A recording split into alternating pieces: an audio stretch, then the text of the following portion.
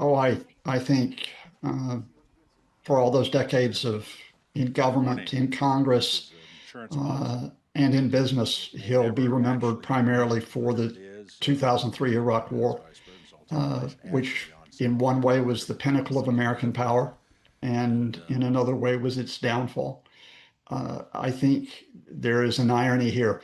In later years, Dick Cheney would become a vocal critic of Donald Trump for trying to break the American system, a critic in particular of Trump's threat to democracy. But in a way, for all that criticism of Trump, Dick Cheney was part of an administration, the George W. Bush administration, that opened the way for Trump because, in a way, they broke the rules.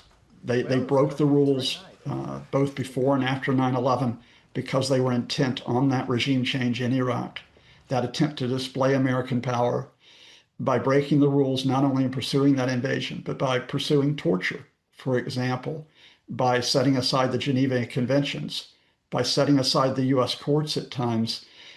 They paved the way for Donald Trump to do that in a much more flagrant way more than 20 years later. Dick Cheney always believed at the end of the day in the American system. I think he was misguided in the way he defended it. He believed in the American system. Liz Cheney was a Republican who sacrificed her career, who was absolutely vilified by Trump for standing up and saying, whether Republicans or Democrats, the system must be defended.